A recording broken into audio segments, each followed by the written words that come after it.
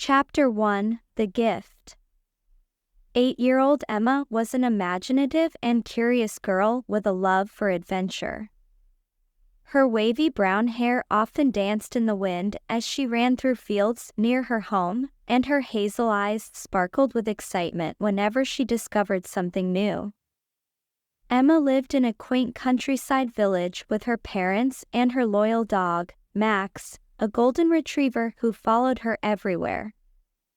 One sunny spring afternoon, Emma's grandfather, who lived in a nearby town, came to visit. He brought with him a beautifully wrapped package. Emma's eyes widened with anticipation as she tore open the paper to reveal a colorful kite adorned with vibrant patterns and a long, flowing tail. "Wow, Grandpa! This is the most beautiful kite I've ever seen," Emma exclaimed, hugging her grandfather tightly. Her grandfather smiled warmly. "I'm glad you like it, Emma. I made it myself, just for you. I thought it would be perfect for these breezy spring days." Emma could hardly contain her excitement. She had never flown a kite before, but she was eager to learn. With her grandfather's guidance, she spent the rest of the afternoon assembling the kite and listening to his stories about kite flying when he was a boy. Chapter 2: The First Attempt. The next day, Emma woke up early, ready to test out her new kite. She and Max made their way to the large open field behind their house. The sky was clear, and a gentle breeze rustled the leaves of the nearby trees. It was the perfect day for kite flying. Emma's grandfather joined her, and together they prepared the kite for its maiden flight. He showed her how to hold the spool of string and how to run with the kite to catch the wind. "Okay, Emma," he said, his voice full of encouragement. "On the count of 3, start running and let the wind lift the kite." Emma nodded, her heart pounding with excitement.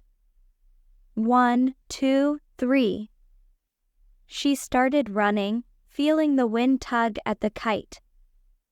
For a brief moment, it soared into the air, its colorful tail streaming behind it.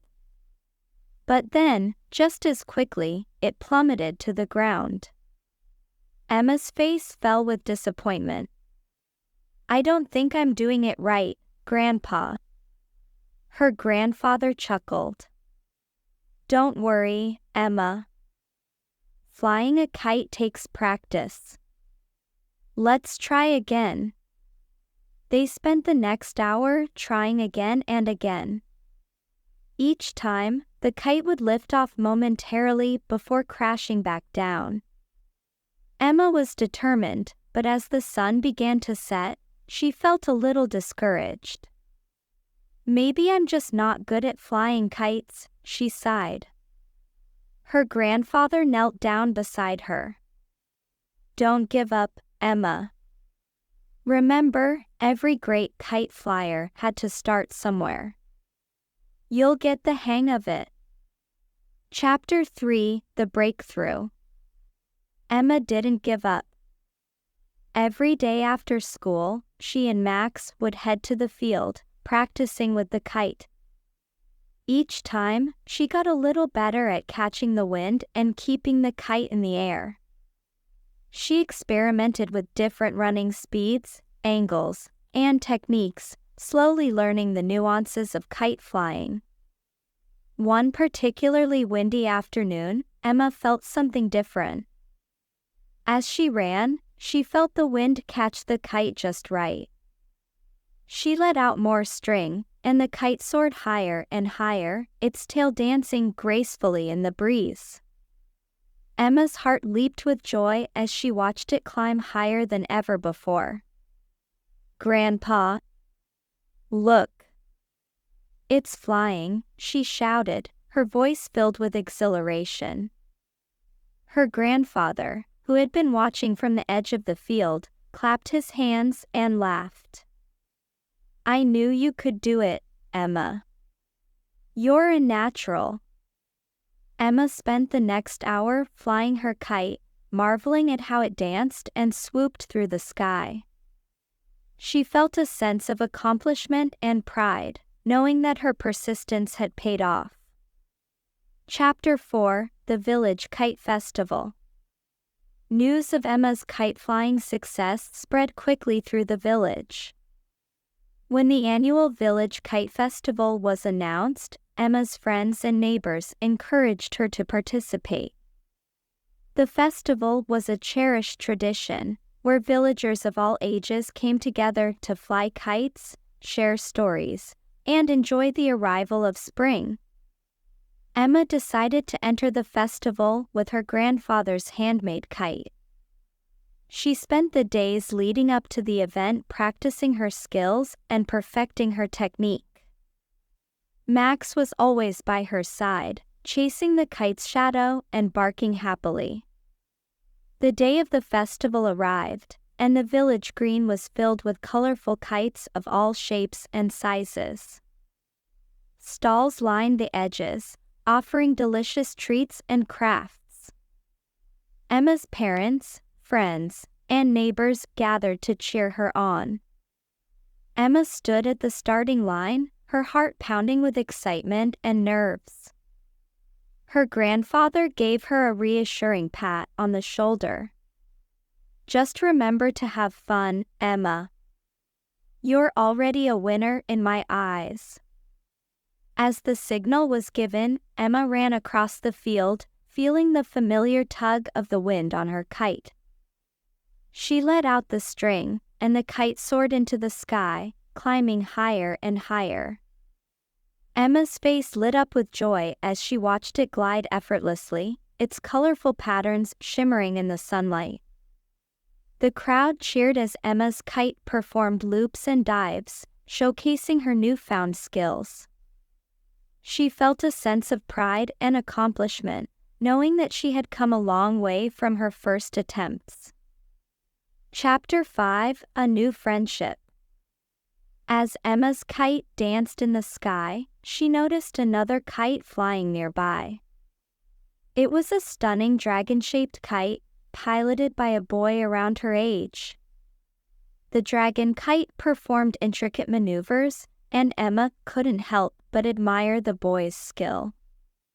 After the festival, Emma approached the boy, who was packing up his kite. "Hi, I'm Emma," she said with a friendly smile. "Your kite is amazing. How did you learn to fly it like that?" The boy smiled back. "Thanks, Emma. I'm Liam. My dad taught me how to fly kites when I was little. I've been practicing for years." Emma and Liam quickly became friends, bonding over their shared love of kite flying. They spent many afternoons together, teaching each other new tricks and techniques. Liam showed Emma how to perform more advanced maneuvers, while Emma shared the story of her grandfather's handmade kite. Their friendship grew, and soon they were inseparable. Max, ever the loyal companion, joined in their adventures, chasing the shadows of their kites and keeping them company. Chapter 6: The Kite Adventure. One warm summer day, Emma and Liam decided to explore the far side of the village, where an old, abandoned orchard lay. The orchard was a magical place, filled with overgrown trees and hidden pathways. It was the perfect spot for a new kite-flying adventure. As they wandered through the orchard, they found a large clearing surrounded by tall, ancient trees. The open space was ideal for flying their kites without any obstructions. They set up their kites and began to fly, the colorful shapes soaring high above the treetops. Suddenly, a strong gust of wind caught Emma's kite, pulling it higher and farther than ever before. The string slipped from her grasp, and the kite drifted away, disappearing beyond the trees. "Oh no! My kite!" Emma cried, running after it. Liam and Max followed, determined to help their friend. They searched the orchard, calling out for the kite and scanning the sky. After what felt like hours, they found it tangled in the branches of a tall apple tree. The kite's tail fluttered in the breeze, just out of reach. "We need to get it down," Liam said, looking around for a solution. "Maybe we can climb the tree." Emma nodded, determined to retrieve her kite. With Liam's help, she began to climb the tree, carefully navigating the branches. Max watched from below, wagging his tail and barking encouragement. As Emma reached the kite, she gently untangled it from the branches. Just as she was about to climb down, she noticed something shiny caught in the tree. It was an old, weathered tin box, hidden among the leaves. "Liam, look at this," Emma called down, holding the box. "I wonder what's inside." Carefully, she climbed down with the kite and the tin box. Liam and Max gathered around as she opened it. Inside, they found a collection of old photographs, letters, and a small, silver key. Chapter 7: The Secret of the Tin Box. Emma and Liam examined the contents of the tin box with great curiosity. The photographs showed a young boy and girl, playing in the orchard and flying kites. The letters were written in a neat, cursive handwriting and seemed to be addressed to someone named Clara. "These must be really old," Liam said, holding up one of the letters. "I wonder who Clara is and why these things were hidden here." Emma's mind raced with possibilities. Maybe Clara used to live here, and this was her special hiding place. We should try to find out more about her. They decided to take the tin box back to Emma's house and show it to her grandfather. He was a wealth of knowledge about the village's history and might have some clues about Clara. That evening, Emma's grandfather listened intently as she and Liam explained their discovery. He examined the photographs and letters with a thoughtful expression. "I remember hearing stories about a Clara who lived in the village many years ago," he said. "She was known for her love of kites and often played in the orchard." These letters seemed to be from her brother, who went off to explore the world. It looks like they kept in touch through these letters. Emma's eyes lit up with excitement. "Do you think we could find out more about Clara and her brother? Maybe there's more to their story." Her grandfather smiled. "I think that would be a wonderful adventure, Emma. Let's start by looking through the village archives and talking to some of the older villagers. They might remember something." Chapter 8: Uncovering the Past. Over the next few weeks, Emma, Liam, and Emma's grandfather delved into the village's history. They visited the local library, where they found old newspapers and records. They also spoke with elderly villagers who remembered Clara and her family. Piece by piece, they uncovered Clara's story. She and her brother, Thomas, had grown up in the village and shared a deep bond. They loved flying kites together in the orchard, and Thomas often wrote letters to Clara, describing his adventures in far-off places.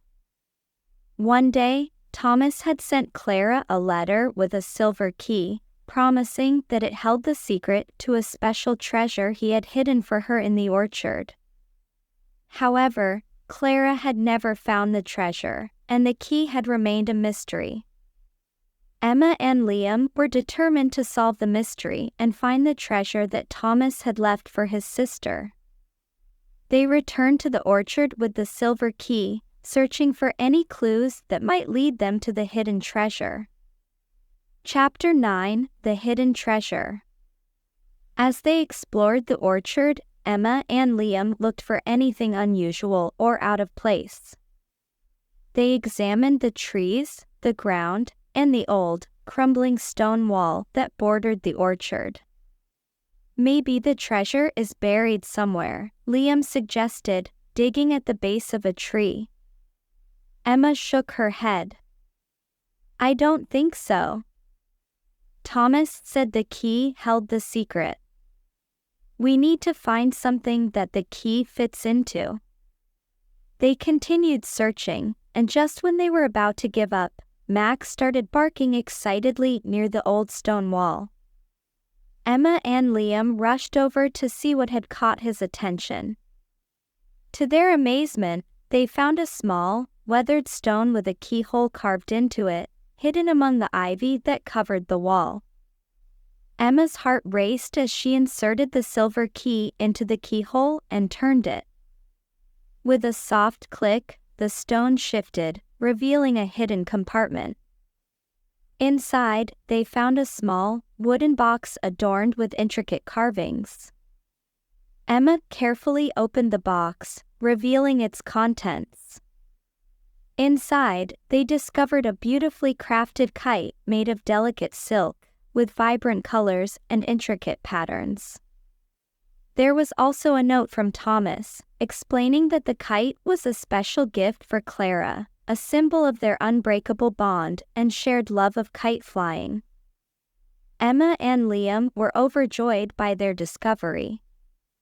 They had not only uncovered a piece of the village's history but also brought closure to Clara and Thomas's story. They decided to fly the kite in the orchard, as a tribute to the siblings and their enduring bond. Chapter 10: The Legacy of the Kite. The following weekend, the entire village gathered in the orchard for a special kite flying event. Emma and Liam shared the story of Clara and Thomas, showing everyone the beautiful silk kite they had found. As the kite soared into the sky, its colors shimmering in the sunlight, the villagers watched in awe.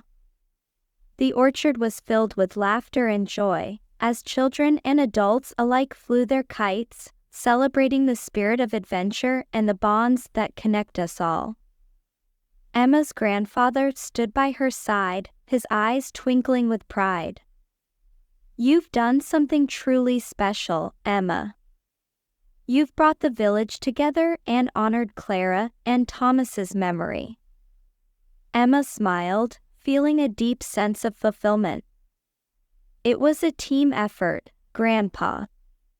And I couldn't have done it without Liam and Max." Liam grinned, giving Emma a high five. "This has been the best adventure ever. I can't wait to see what we discover next."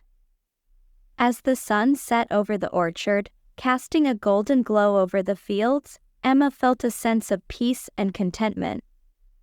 She knew that there would be many more adventures to come, but for now, she was happy to be surrounded by friends, family, and the magic of kite flying.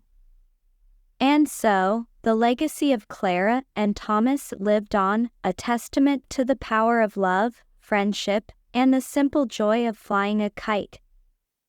Emma, Liam, and Max continued to explore the world around them, always ready for the next adventure, and always carrying with them the lessons they had learned from a beautifully crafted kite and the stories it told.